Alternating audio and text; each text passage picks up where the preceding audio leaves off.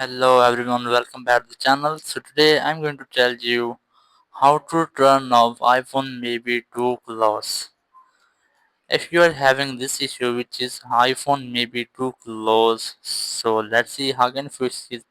Basically it's the feature of iPhone which wants to make a distance to your iPhone to save your eyes.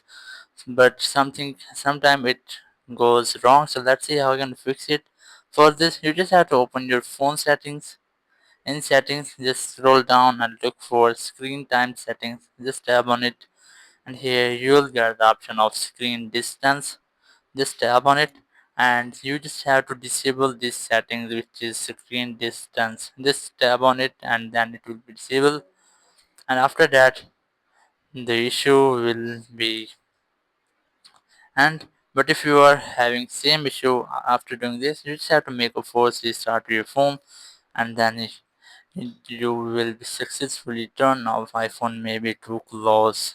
Thank you very much for watching the video. Until the next video, bye bye.